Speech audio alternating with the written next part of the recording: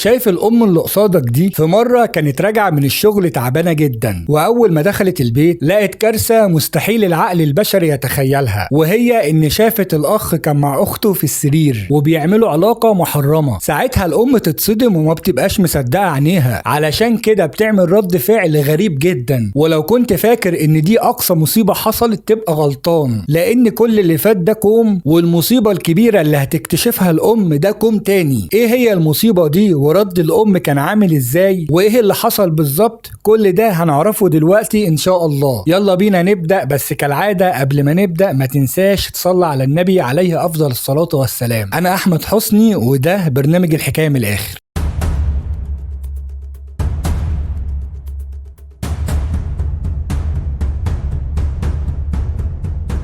اهلا بيكم مرة تانية. اللي في الصورة دي اسمها اماني السيد. اقل كلمة ممكن تتقال عليها انها ست محترمة جدا ومكافحة، بس للأسف لو في جايزة بتتاخد لأسوأ حظ في العالم كانت اماني خدتها، وعن جدارة كمان، لانها بالرغم انها كانت طيبة الا ان حظها كان وحش جدا. وهتفهموا انا قصدي ايه دلوقتي ان شاء الله. اماني كانت خريجة دبلوم صنايع، واول ما اتخرجت على طول كان بيتقدم لها عرسان كتير جدا، ولكن هي كانت بترفض لانها كانت ساكنه في منطقه شعبيه، وللاسف كان منتشر فيها بيع المخدرات، فبالتالي اغلب الشباب اللي كانوا بيتقدموا لها كانوا بيبيعوا او بيشربوا، وهي كان نفسها تتجوز واحد محترم يعيشها عيشه محترمه، علشان كده كانت بترفض. وفضل الحال ده مستمر فتره كبيره جدا، حوالي سنه، لحد ما تقدم لها واحد اسمه وليد سامي، وكان من نفس المنطقة اللي هي فيها. بس وليد كان باين عليه ان هو ابن ناس ومتربي، لانه كان مربي دقنه وعامل فيها شيخ ومش بيفوت فرض. علشان كده اماني وافقت عليه ان هو يخطبها ويتجوزها، وكانت فرحانة جدا ان هو اخيرا لقت واحد محترم وبيتقي ربنا. ولكن اهل اماني لما يسألوا على وليد يعرفوا ان عيلته مش تمام، لانهم فيهم ناس كتير بتبيع مخدرات. باختصار يعني العيلة كان سيرتها وحشة جدا في المنطقة. ساعتها أماني أول ما تسمع من أهلها كده تزعل جدا، لأنها كانت بدأت تحب وليد من أول قعدة قعدوها مع بعض، بس في الآخر تدوس على قلبها وترفضه علشان خاطر سيرة عيلته الوحشة. ولكن وليد ما يستسلمش وراح لأماني تاني، وطلب من أبوها إنه يقعد معاها ويتكلم معاها لآخر مرة. ولما وليد قعد مع أماني فهمها إن هو ملوش دعوة بعيلته خالص، وإنه أصلا متبري منهم بسبب السمعة اللي طلع عليهم، وان هو مختلف خالص عن العيلة بتاعته، وانه لما صدق لقى واحدة زيها ومش هيفرط فيها بسهولة. وفضل يتكلم معاها ويقنعها انها توافق على الجوازة. وعلى رأي المثل المصري العظيم اللي بيقول الزن على الودان امر من السحر، اماني في الاخر تقتنع بكلام وليد وتوافق على انها تتجوزه. وساعتها ابوها وامها ما اعترضوش على الجوازة، وقالوا لاماني ان ده في الاول وفي الاخر اختيارك، وانت كبيرة وعاقلة وتقدري تختاري بكامل ارادتك، علشان كده احنا مش هنتدخل في اختياراتك دي، ولا هنقولك لا ولا هنقولك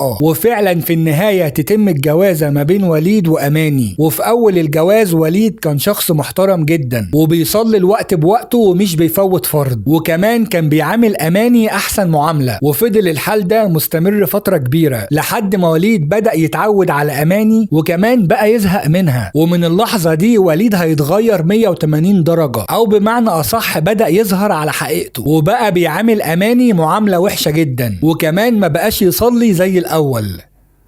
ساعتها اماني كانت مستغربة جدا هو ازاي وليد اتغير بالطريقة دي، وقعدت تتكلم معاه كذا مرة على اساس انها تنصحه وتخليه يرجع زي الاول. ولكن كلامها ده ما كانش بيجي في فايدة، بالعكس ده كل ما الوقت كان بيعدي وليد كان حاله بيسوء اكتر واكتر، وبقى بيضرب اماني وبيشتمها. ساعتها اماني لما لقت الموضوع وصل للدرجة دي سابت له البيت ومشيت وراحت قعدت عند اهلها وطلبت منه الطلاق. ولكن للاسف في نفس الوقت ده اماني تعرف انها حامل، علشان كده ابوها وامها قالوا لها احنا ما غصبنكيش على الجواز، وده كان اختيارك من الاول، وبرضه مش هنغصبك على انك تفضلي معاه او تتطلقي منه، لان ده في الاول وفي الاخر اختيارك انت، وانت اللي هتتحملي المسؤولية. بس طالما الموضوع وصل انك تبقي حامل من وليد فاحنا بننصحك انك تفضلي معاه وتستحملي علشان ابنك او بنتك اللي في بطنك ما يتبهدلوش. فاماني تسمع كلام ابوها وامها وترجع جوزها وليد وتحاول تتعايش معاه وتستحمل. وبعد فترة أماني تولد وتجيب ولد وتسميه مازن، وساعتها وليد أول ما يشيل ابنه مازن يفرح جدا ويحس إن هو بقى عليه مسؤولية كبيرة وإنه لازم يربيه أحسن تربية. علشان كده يبدأ يتعدل ويدور على شغل ويشتغل بدل ما كان عاطل. وخلال الفترة دي وليد كان مرة يعامل أماني حلو ومرة يعاملها وحش والدنيا كانت بتمشي. وساعتها أماني كانت حريصة جدا إنها ما تخلفش من وليد تاني، علشان كده كانت دايما بتاخد حبوب منع الحمل. ولكن من حظها السيء في مرة بتنسى تاخد حبوب منع الحمل وبتحمل من وليد، والمرة دي بتجيب بنت وتسميها منى. وفي نفس الوقت ده وليد كان بدأ يزهق من البيت خالص، والمصيبة إن بسبب ضغوط الحياة بقى بيشرب مخدرات زي أخوه بالظبط، ويوم ورا يوم حاله بدأ يسوء أكتر وأكتر، وبقى بيشرب كل أنواع المخدرات اللي تتخيلها، وكان مضيع كل فلوسه على المخدرات وما بقاش يصرف على البيت خالص.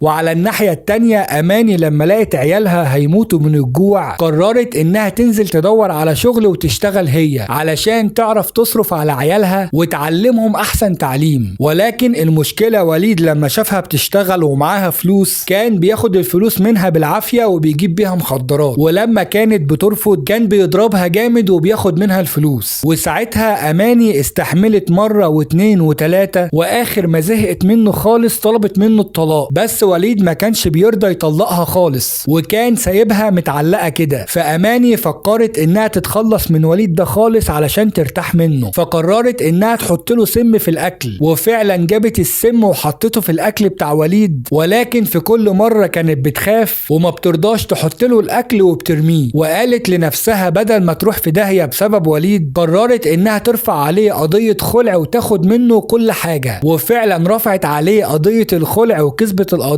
وطردته بره الشقة خالص. وساعتها وليد كان دمه محروق جدا ان حصل فيه كده، علشان كده كان كل شوية بيعتدي عليها وبيضربها. وأماني كانت ذكية جدا ورفعت عليه قضية تاني وخدت حكم بعدم التعرض. ومن اللحظة دي أماني هتبدأ تفوق لتربية عيالها، لأنها ما كانتش عارفة تربي عيالها خالص بسبب الخناقات اللي كانت بتتخانقها مع وليد. ولكن للأسف عيالها كانوا كبروا خلاص وتعلموا الأخلاق الوحشة من أبوهم، علشان كده ما كانتش عارفة تسيطر عليهم خالص، وكانت بتتعب جدا في تربيتهم لأنهم ما كانوش بيسمعوا كلامها. وفضل الحال ده مستمر مدة كبيرة لحد ما مازن يكبر ويبقى عنده 16 سنة.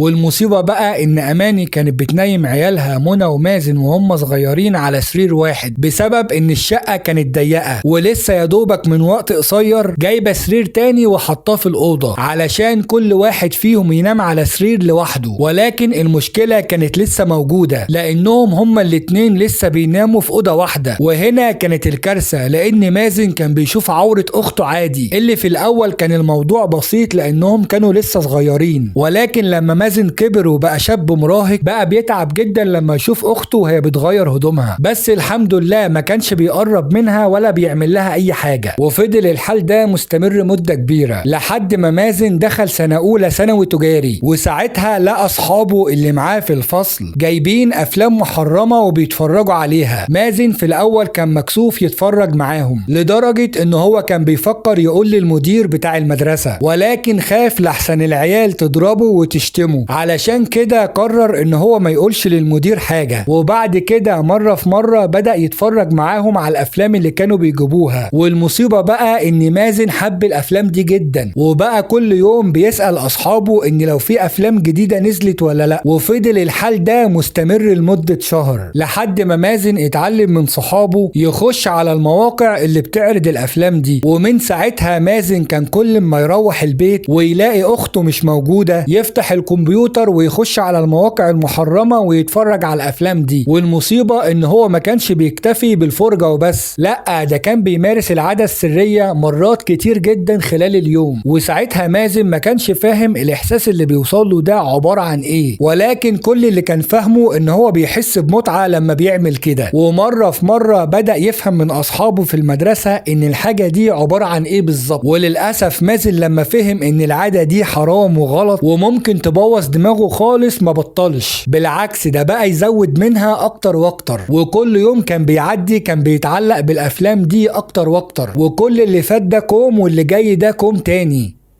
لان مازن بدأ يزهق من الافلام العادية اللي كان بيتفرج عليها، وبدأ يخش على الافلام اللي بيبقى فيها زنا محارم، وبقى بيشوف الاخ وهو بيعمل علاقة مع اخته، والابن وهو بيعمل علاقة مع امه. والمصيبة بقى ان مازن كان بيستمتع جدا بنوعية الافلام دي، ويوم ورا يوم بدأ يتخيل اخته وامه وهو بيعمل فيهم كده. والكارثة ان هو بعد مدة قصيرة جدا مازن بدأ يلمح لاخته بالموضوع ده. وللأسف الموضوع موقفش عند التلميح وبس، لا ده كان بيلمسها عن عمد، وكان بيقول لها ان هو مش قصده، زي ما كان بيشوف في الافلام المحرمة بالظبط. ومرة في مرة منى بدأت تحس ان اخوها مش مظبوط، علشان كده في مرة واجهته وقالت له عيب اللي انت بتعمله ده، والله العظيم لما امي تيجي لاقول لها على كل حاجة انت بتعملها فيا. ساعتها مازن بدأ يخاف جدا ويقول لها انا ما عملتش فيك حاجة، ولو قلت لامك هقول لها انك كدابة وانت اللي بتعملي كده مش انا. فمنى قالت له ماشي، لما تيجي هقول لها وهنشوف هتصدقك ولا هتصدقني. وفعلا منى كانت مقررة انها تقول لامها ان مازن بيلمسها في حتت مش تمام، ولكن افتكرت ان امها اماني بتيجي من الشغل تعبانة ومش شايفة قدامها، ولو كلمتها في حاجة زي دي واخوها اثبت ان هو ما كانش قصده ممكن امها تضربها وتطلعها هي الغلطانة، علشان فكرت في حاجة زي كده. علشان كده منى قررت انها ما تقولش لامها اي حاجة، لانها عارفة انها مش هتاخد حق ولا باطل معاها. وعلى الناحية التانية مازن كان قلقان جدا من امه، وكان متوقع انها تيجي تضربه في اي وقت. ولكن اليوم يعدي ومازن يلاقي ان امه ما جاتش كلمته ولا حاجة، وده معناه ان منى اخته ما قالتش لامه اي حاجة، وده ان دل يدل ان منى اخته راضية بالموضوع ده، او خافت تقول لامها علشان متأكدة ان امها هتطلعها هي الغلطانة زي ما كل مرة بتحصل. علشان كده مازن بدأ يلمس اخته في مناطق حساسة اكتر واكتر، ويا ريته يكتفي بكده وبس، لا ده بدأ يقلد الافلام اللي هو بيتفرج عليها بالحرف.